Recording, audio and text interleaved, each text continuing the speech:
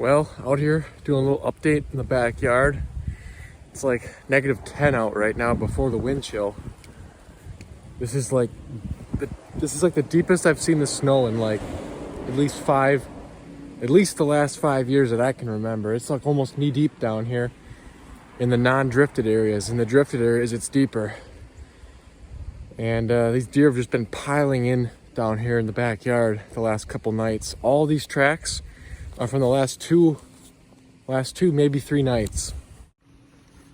All right, I'm standing right here where it switches from soybeans to corn going towards the road. And they got a good section of corn down there. These soybeans down here, especially by these oak trees and along the edge here, they didn't really grow that good. And you can see most of them. There is soybeans right here, but they're actually just completely covered up because the snow's so deep and the beans didn't get that tall here. But out here in the middle where there's a little more sunlight, you can see these beans are sticking up. And pretty much anything sticking up has been eaten off in the last couple nights here. There's still a ton more pods underneath this snow that they won't get until the snow melts down more. I got more beans wrapping up around these cedars closer to the house, and I got a little bit of corn Nutri Crave out that way too. So I'll just do a quick little update here. Maybe I'll just throw in more footage maybe 2-3 weeks from now once they get some more of this corn gone. I shined down here last night around 9 o'clock. There was one of the biggest 10-pointers. I have like 2 or 3 10-pointers on camera back here, and they're all like 2 and 3-year-olds, but one of the bigger ones was feeding out right in these soybeans last night with a couple other does. I actually saw a shedded buck come out of the corn and walk right underneath these trees and into these cedars right here 2 nights ago in daylight, so that was kind of neat. Maybe his sheds are laying around somewhere, but I'm probably not gonna find him or even look that hard till the snow melts off more. But they're just starting to hit the corn good. This really isn't a whole lot of corn here, not much, but with this patch, that bigger chunk of corn over there, and that Nutri Crave section, that stuff did really good up there in the full sun. Even this is somewhat shaded from these bigger oak trees. They're just getting bigger and bigger every year.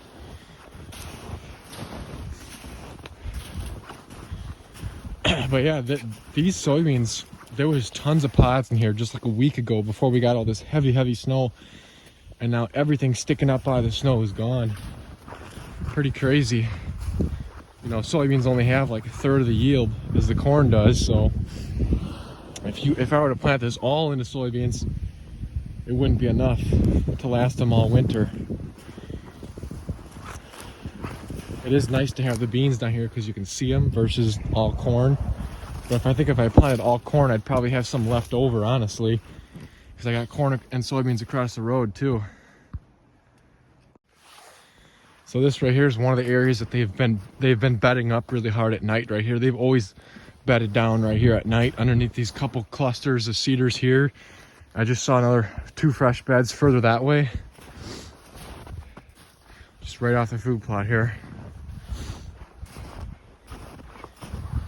They actually haven't, there's like 1 bed over there melted to the ground. Looks like there's a couple up here that are getting close to melted to the ground. That's how much snow there is. Plus there's all this snow on these trees waiting to come down too. But you can see a lot of deer have been bedding up in here at night.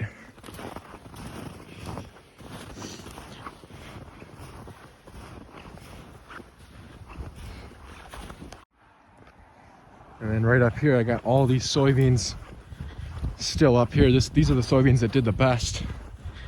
You can see they're just starting to get into these. And like I said, there's so many more pods underneath this snow. There's a lot of them that are, these are almost completely covered up as well. That's how deep this snow is. And these soybeans down here are really getting thin too. They were getting thin a week ago before we got this snow because most deer come from this direction. Some of them come from across the road, but you can see most of the deer signs up there on those soybeans right now because these are mainly gone. But there sure is a lot of deer tracks up in this corn here too. And this stuff is literally knee deep. My knees right here. Absolutely crazy. Probably 18 inches to 2 feet of snow here. on the ground right now. You can see there's just a ton of corn in here left. Probably from last night right here, this one.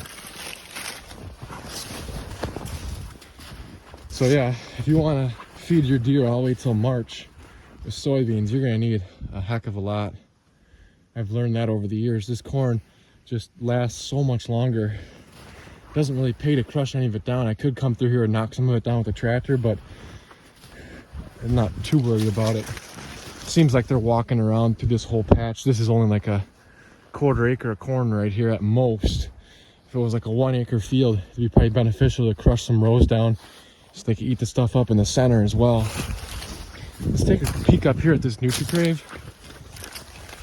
You can see the Nutri Crave's not really attracting many more deer. They're staying as far away from the house and the chicken and duck pens as possible. They'll be up here eventually, but you can see there's hardly any deer tracks in this Nutri Crave. I got a couple rows of Nutri Crave here on the end. Yeah, right here where it switches from the longer rows to the shorter rows. From here over, this little triangle section on the edge is Nutri Crave, and I don't see hardly any deer tracks in it. So, and that was the same thing with that patch of corn up there. I'll quick get over there before the video's over too to show you what that Nutri Crave looks like. That'll be the last reserve, so that'll be the last available food. The stuff further over that way. All right, so I'm just on the other side of these taller soybeans here. This is my Nutri Crave plot right here. Really small, just like a dozen rows, only about 20 or 30 yards long.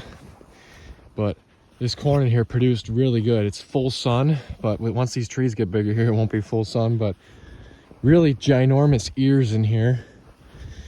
There's a couple deer that walk through here, but it doesn't look like they've been hitting it super hard. Looks like they just started to find it. Here's one that they nibbled on a little bit last night, most likely. Just really good sized ears. Unfortunately, the raccoons got, I don't know, maybe about 1 row's worth. They knocked down a lot of it in here in the month of December. They took out a lot of this stuff on the edge here. This was all nice. There was like a couple rows here that they crushed down, but in all reality, they didn't get too much. They won't be out here for a while. Them raccoons, they're hibernating right now. Look at that pine tree. Crazy. See, looks like 1 deer walked through here. Looks like a buck, just judging by the track size.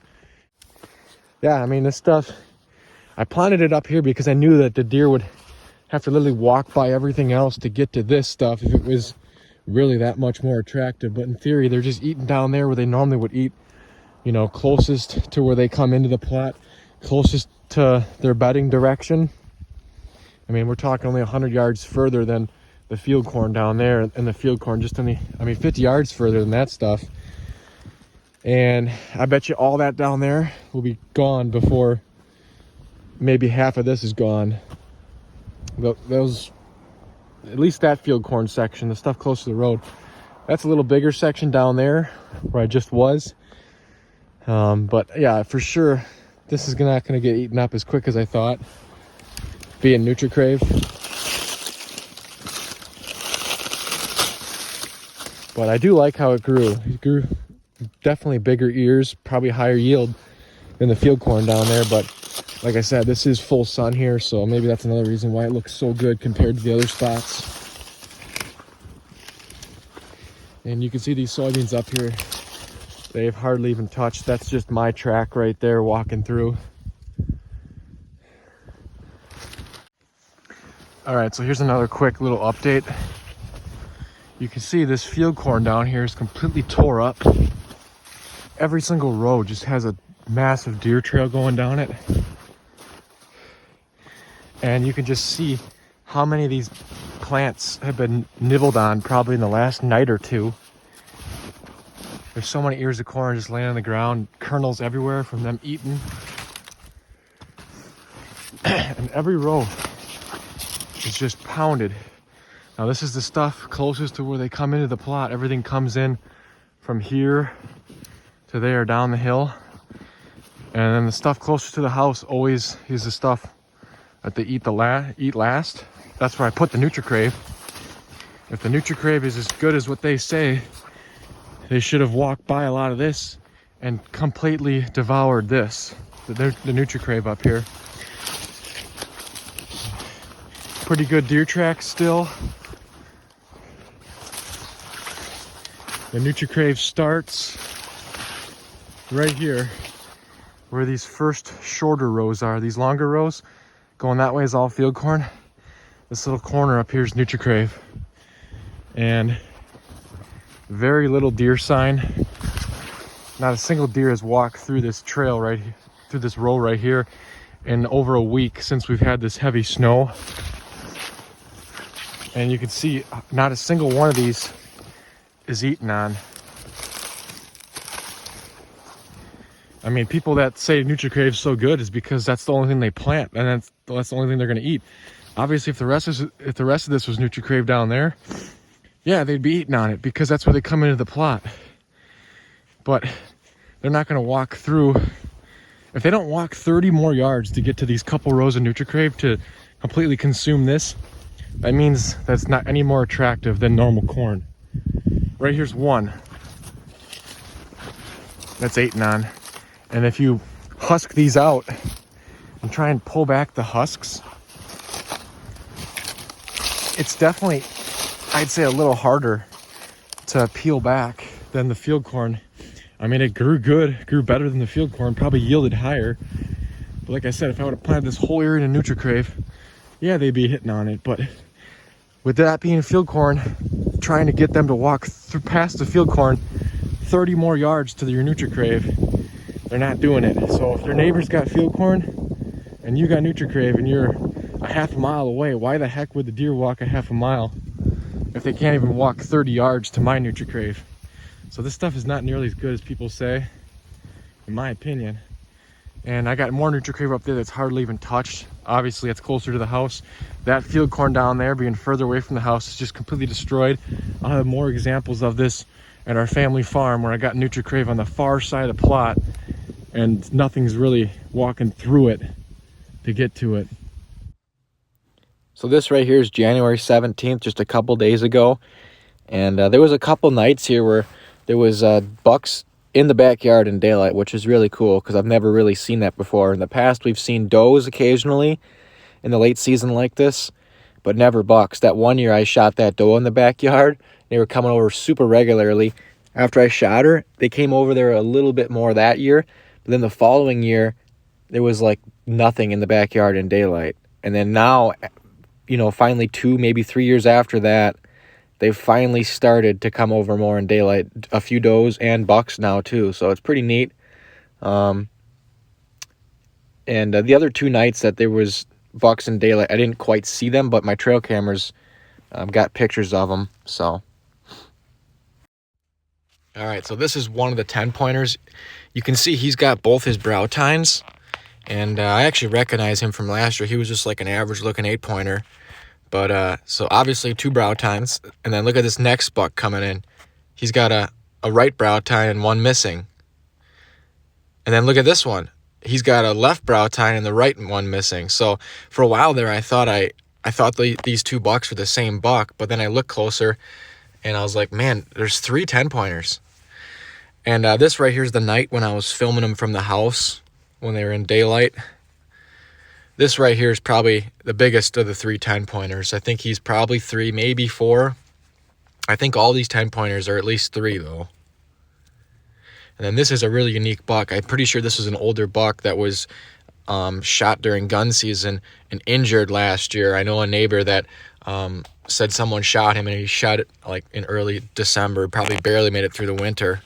And then this right here, that last buck and this buck are brand new bucks that just showed up here in the last week in late season. Those 10-pointers I've had pictures on and off throughout the whole rut and everything. And then this is another night when a couple of these 10-pointers and other smaller bucks are in daylight. The 17th, 18th, and 19th, I had daylight pictures of bucks on multiple different cameras. It was just insane. I've never seen that kind of daylight buck use in our backyard because, like I've said in the past, we're like, you know, almost a half a mile or so from their daylight bedding areas where I would assume. And that was that really cold stretch. We had, almost knee-deep snow and almost negative, degree temperatures. So it was pretty severe conditions, and I actually jumped up a fawn down here one night when I was checking cameras. It was literally just bedding 10 yards off the plot. I'm sure there was occasional does bedding in daylight on our property, which is rare because we got 1 or 2 acres of cover secluded, from their actual daylight areas. There's no adjoining cover. Like I said, we're about a half mile away. So you can see this buck's, take note, this is the 20th. He's got both sides. And then just recently, on the 22nd here, he dropped one of his sheds. So there's definitely some bucks starting to drop.